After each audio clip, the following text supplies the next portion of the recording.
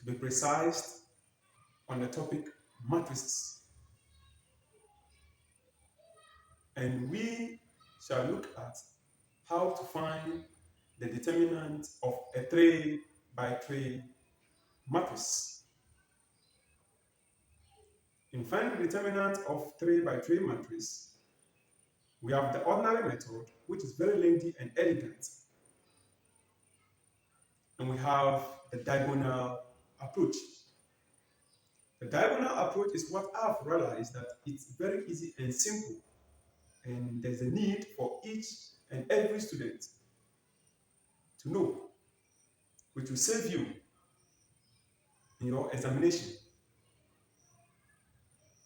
First of all, we shall look at the ordinary approach and how to solve it. We get the answer and also use the diagonal method or approach to also realize or arrive at the same answer. And realize that the diagonal approach is very easy and simple. For the students, as I said earlier on, we're now in the 21st century, whereby things must be done very easy and simple. You need not to stress the students. The students must be able to learn mathematics with joy. So let's look at how to solve or find the determinant of a 3 by 3 matrix. By the use of the ordinary method, there is a way out. We need to put up a rule. And what is the rule that governs the ordinary method? We consider this rule: plus, minus, plus, minus, plus, minus, plus, minus, plus. Please, if it were 4 by 4 matrix, 5 by 5 matrix, it would have been plus, minus, plus, minus, plus, minus. It's sinusoidal in nature. So, this 1 stands for the positive. The 2 here stands for the negative. The 3 here stands for the positive over here. This minus stands for the 4, the plus for this value, the minus for this element also, in that particular order. So for instance, if I'm taking this element along the row, it means that I'm supposed to pick this rule along that row. If I'm picking the elements in the second row, I'm picking this rule along the second row in that order. So let's consider by taking the first rule using the ordinary method. So we pick 1. So since the 1 is positive, right, our positive 1 here,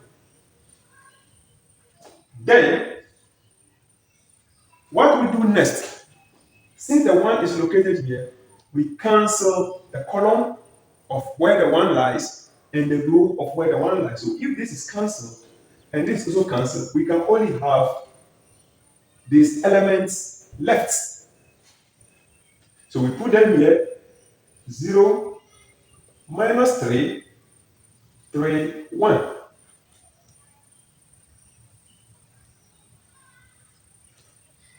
Then we go for the second element in the second column, which is the 2, or the second element, which is this 2. So the 2 corresponds with the negative. So we have minus 2. And bear in mind, if the 2 is negative, it will have interference with this negative and then becomes positive here. Take note of that. Afterwards, if this 2 is taken, we cancel the row of the two, sorry, the column of the two, and the row. So if this column is cancelled and the row is also cancelled, we have these elements left. So we have 4, negative 3 left. We have 1 and also 1 here. We left with the last element here. The last element corresponds with this, and it's positive. We have plus 3. So if the row here is cancelled, along where the 3 is cancelled, then the column is also cancelled. You'll be left with these elements here, along this side. We'll be left.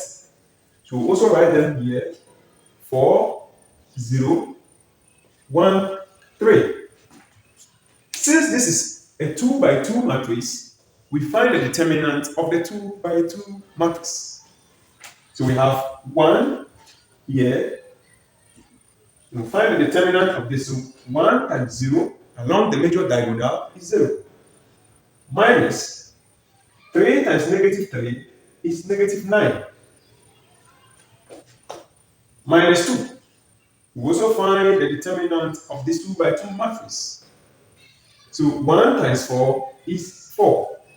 Minus 1 times negative 3 is minus 3. Plus, we have 3 here.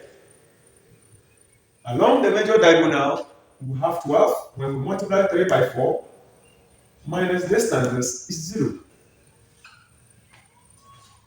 So by so doing, we have 1.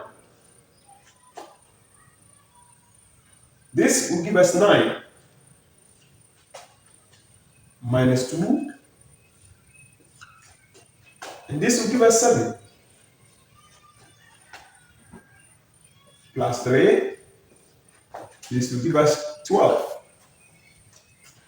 By multiplication, we have 9 here, minus 14 here, and we have plus 36 here. So if you add everything, you will have 31 as our determinant of A. So the determinant of the 3 by 3 matrix gives us 31 using the ordinary approach. Let's look at using the diagonal approach. So you read in between the lines and know which one to choose.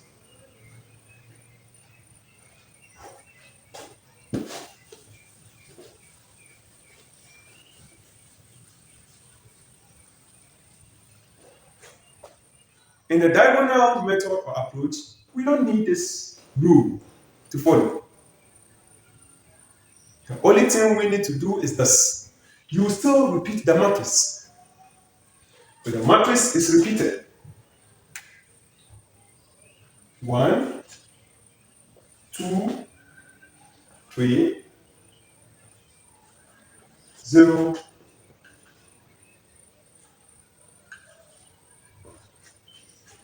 after you have repeated the matrix, what we do is this. So this is the main matrix that has been repeated. We pick the first column and the second column. Write it here. First column, we have 1, 4, 1. And the second column is 2, 0, 3. After you have done this, the next thing to do is that we rule out along the major diagonal in expecting 3 elements.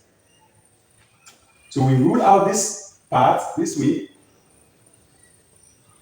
In expectation of 3 elements, rule out this way. In expectation of 3 elements, rule out this way. In expectation of 3 elements. After you have done that, multiply the elements along the major diagonal and add the values. So let's take it to go. Let's assume that along the major diagonal, we have this major diagonal. Let me assume this. we have this multiplication. So we have 1 times 0 times 1 is 0. 0 here plus 2 times negative 3 is negative 6 times 1 is still negative 6. So you have minus 6 here plus 3 times 4 is 12 times 3 is 36. So by so doing, adding all this, we will have 30 for the major diagonal. Okay, we will do the same for the minor diagonal. Do the same for the minor diagonal. So we have this. We have this over here. We have this over here. What we do is that along the minor diagonal, we have this also ruled out, expecting 3 elements. Expecting 3 elements along this side. We multiply those values and add the results. So along the minor diagonal,